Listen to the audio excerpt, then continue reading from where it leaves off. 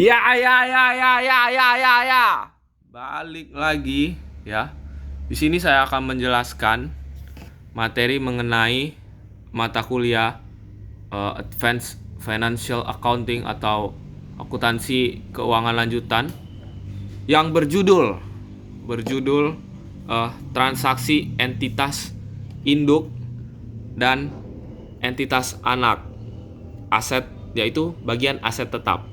Nah, di sini saya akan menjelaskan pada bab ini kita akan membahas bagaimana transaksi antara entitas induk dan entitas anak mempengaruhi pencatatan serta laporan keuangan konsolidasian, khususnya ketika menyangkut aset tetap.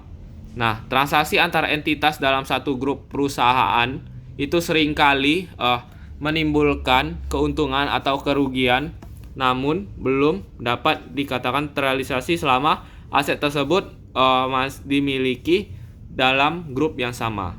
Nah, ketika entitas induk itu menjual aset tetap kepada entitas anak atau sebaliknya, nilai keuntungan atau kerugian itu harus dicatat dan kemudian dieliminasi dalam laporan konsolidasi.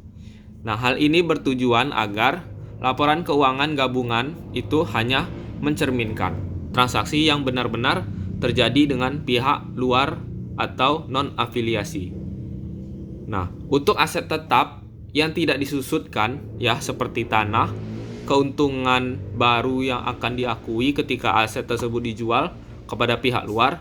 Contohnya, jika PT Palapa itu menjual tanah kepada anak perusahaannya. Nah, anak perusahaannya PT Samudra dengan harga yang lebih murah. Dengan harga yang lebih tinggi dari harga perolehan. Maka selisih itu belum diakui sebagai laba konsolidasian sampai tanah tersebut benar-benar keluar dari grup. Nah, dalam kasus ini jurnal eliminasi digunakan untuk meniadakan keuntungan yang belum terrealisasi. Nah, sementara itu untuk aset tetap yang disusutkan seperti kendaraan, bangunan atau peralatan, realisasi keuntungan terjadi secara bertahap melalui penyusutan. Misalnya ketika entitas induk menjual kendaraan ke entitas anak, nilai penyusutan yang dihitung oleh anak perusahaan akan berbeda dengan induk, dan selisih mencerminkan keuntungan atau kerugian yang baru diakui setiap periode.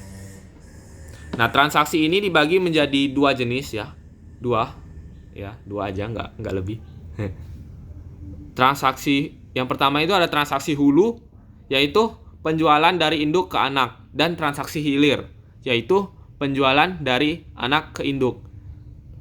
Nah, dalam transaksi hulu, seluruh keuntungan yang belum terrealisasi itu dicatat oleh induk. Namun dalam transaksi hilir, hanya porsi kepemilikan induk dalam anak perusahaan yang dicatat.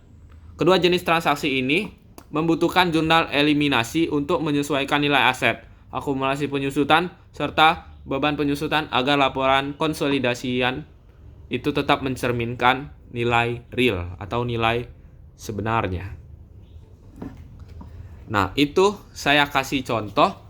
Nah, ketika PT Nusantara memiliki 75% saham PT Andalas dan terjadi transaksi penjualan tanah atau peralatan di antara keduanya, maka keuntungan yang belum terrealisasi hanya diakui sebagai sebesar porsi kepemilikan induk. Nah, jika tanah itu masih digunakan atau belum dijual kepada pihak luar, laba tersebut belum dianggap terrealisasi secara penuh.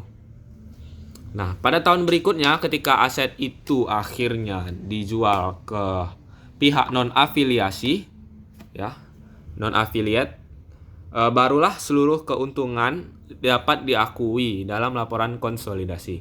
Proses ini menggambarkan pentingnya penyesuaian dan eliminasi agar laporan keuangan konsolidasi tidak menampilkan laba atau nilai aset yang berlebihan akibat transaksi internal. Begitu coy. Nah, sebagai penutup nih ya, dapat disimpulkan bahwa transaksi aset tetap antar entitas itu dalam satu grup harus dianalisis secara hati-hati. Nah, keuntungan dan kerugian yang muncul harus disesuaikan dengan porsi kepemilikan dan hanya diakui ketika aset telah dilepas keluar grup. Nah, keluar grup. Jadi diakui ketika aset itu dilepas setelah dilepas keluar grup. Nah, melalui proses eliminasi dan penyesuaian penyusutan. Nah, laporan keuangan konsolidasi ini dapat memberikan gambaran yang objektif, transparan, dan mencerminkan kondisi keuangan grup perusahaan secara sebenarnya. Ya, itu mungkin penyampaian yang saya dapat. Astagfirullahaladzim. Mungkin itu penyampaian yang dapat saya sampaikan. Lebih dan kurang mohon maaf. Wassalamualaikum warahmatullahi wabarakatuh. Peace and out, man.